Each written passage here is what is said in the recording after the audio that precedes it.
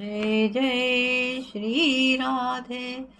भागवत महापुराण के स्वाध्याय में आप सभी का स्वागत है।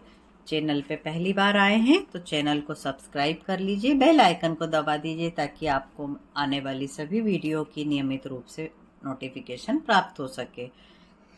चलिए हम भागवत जी के आश्रय में प्रवेश करते हैं।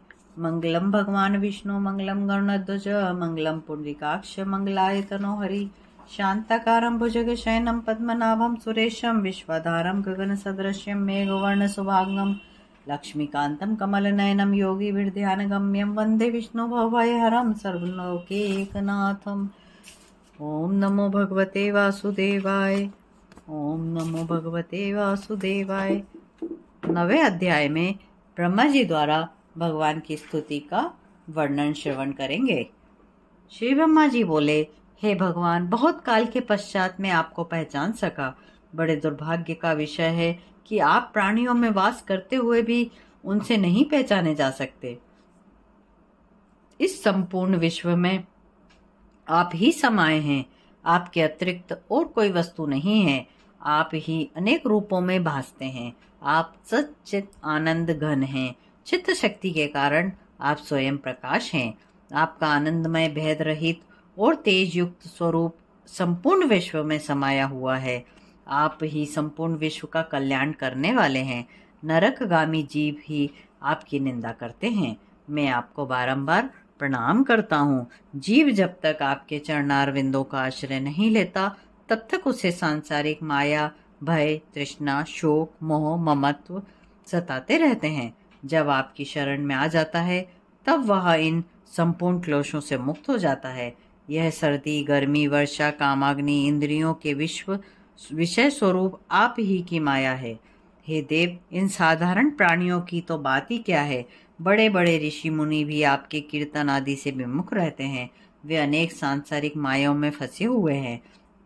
हे नाथ, आपकी विशुद्ध भक्ति योग के द्वारा शुद्ध हृदय में विराजमान रहते हैं। हे नाथ, आपके भक्त आपको जिस रूप में भजते हैं, आप उन पर कृपा करने के लिए वही रूप धारण कर लेते हैं। आप अंतर्यात्मा आत्मा हैं। आप एक होते हुए भी अनेक हैं। मनुष्य का कर्तव्य ज्ञान, यज्ञ, तपस्या, व्रत आदि से आपको प्रसन्न करना है। आपके प्रसन्न होने पर संपूर्ण अर्थ फल प्राप्त होते हैं। आपका प्रकाश होने पर हृदय के संपूर्ण अंधकार नष्ट हो जाते हैं। इस जगत की उत्पत्ति, स्थिति, संहार आपकी लीला मात्र से ही करते हैं। मैं आपको बारंबार नमस्कार करता हूँ। आपके नाम संकीर्तन से ही मनुष्य जन्मांतरों के पाप से मुक्त हो जाता है और ब्रह्म पद की प्राप्ति होती है।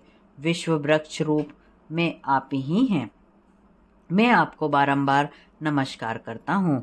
आप ही ब्रह्मा, विष्णु, शिव के रूप में होकर इस विश्व की उत्पत्ति, स्थिति और लय करते हैं।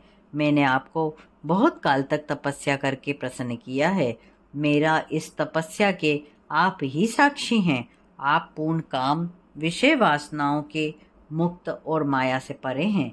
धर्म की रक्षा के लिए अनेक रूप धारण करते हैं। आप ही प्रलय के पश्चात संपूर्ण प्राणियों को अपने उदर में लीन कर लेते हैं। जब आपकी इच्छा सृष्टि रचने की होती है तब आपकी नाभि कमल से मेरा उत्पत्ति होती है तथा आपकी कृपा से मैं आपके उदर में समाई हुई सृष्टि की पुनः रचना करता हूँ। हे भगवान, पूर्व कल्प के समान मुझे बुद्धि प्रदान कीजिए जिससे मैं पूर्व की भांति फिर से सृष्टि रच सकूं। मेरी बुद्धि पुनः प्रकाशित हो, मेरी वेदवाणी का उच्चारण लुप्त ना हो। मैं आपको बार बार नमस्कार करता हूँ। आप भक्तजनों पर दया करने वाले हैं, अतः मेरे दुख को दूर कीजिए। श्री मैत्रेय जी बोले, हे विदुर जी, अपने उत्पत्ति स्थान कमलधारी श्री भगवान की इस प्रकार स्तुति करके ब्रह्मा जी थक कर मौन हो गए।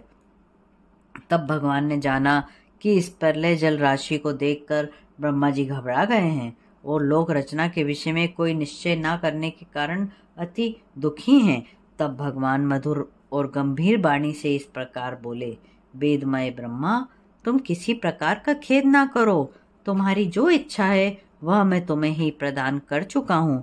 फिर तुम मेरी तपस्या करो और उपासना द्वारा मेरी संपूर्ण लोकों की इस रचना शक्ति को स्पष्ट अपने हृदय में देखो। सृष्टि रचना में आलस्य ना करके उसका उद्यम करो। मुझे तपस्या के द्वारा ही देख सकते हो। जिस प्रकार अग्नि काष्ठ में छिपी होती है, उसी प्रकार मैं भी संपूर्ण भूतों में छुपा रहता हूँ। जो प्राणी अज्ञान के मल को दूर कर देता है, वह संपूर्ण भूत इंद्रियों और गुणों से रहित होकर मुझे अपने अंतःकरण में देखता है। हे ब्रह्मा जी, कर्म के अनुसार आप संपूर्ण जीव सृष्टि को रचते हैं, किंतु फिर भी तुम उनमें मोहित नहीं होते हो। उसका कारण यह है कि तुम सर्वप्रथम मंत्र दृष्टा हो। तुम सृष्टि रचते समय भी अपने मन को मेरे में समाये रहते हो। इसी कारण रजोगुण तुमको कर्म बंधन में नहीं बांधता। तुम अपना मूल उत्पत्ति स्थान देखना चाहते थे, इसी कारण तुम कमल नाभ के द्वारा जल में उतरकर अपना मूल उत्पत्ति स्थान ढूंढ रहे थे। इस कारण मैंने तुम्हारी उत्पत्ति का मूल स्थान, अपना यह स्वरूप तुम्हारे अंतःकरण में ही प्रकट करके दिखाया है। तुम्हारी रुचि मेरी तपस्या की ओर जो हुई है, वह मेरी ही कृपा है। मैं तुमसे अति प्रसन्न हूँ। तुम्हारी समस्त मनोकामनाएं पूर्ण होंगी और तुम्हारा कल्याण होगा।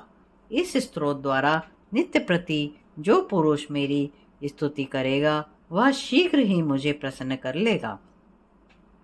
यह संपूर्ण विश्व मेरा है, मैं उसमें समाया हुआ। इसलिए अपने सब वेदमय स्वरूप से तुम पूर्ण कल्प की भांति इस सृष्टि को पुनः अपने आप उत्पन्न करो। श्री मैत्रेय जी बोले, भगवान ब्रह्मा जी को इस प्रकार अपने दिव्य स्वरूप का ज्ञान कराकर अदृश्य हो गए। इसके साथ 9वां अध्याय यहाँ समाप्त होता है। 10वें अध्याय में कल हम श्रवण करेंगे मैत्रेय जी द्वारा 10 प्रकार की सृष्टि का वर्णन। स्वाध्याय पाठ में यदि किसी प्रकार की त्रुटि हुई हो तो आप सभी भक्त जनों से मैं क्षमा चाहती हूँ। मुझे अज्ञानी समझ के माफ करने का कष्ट करें। कर्पूरगौरं करुणावतारं संसारसारं भुजगेन्द्रहारं सदा वसन्तं हृदयारविन्दे भवं भवानी सहितं नमामि। जय जय श्री राधे।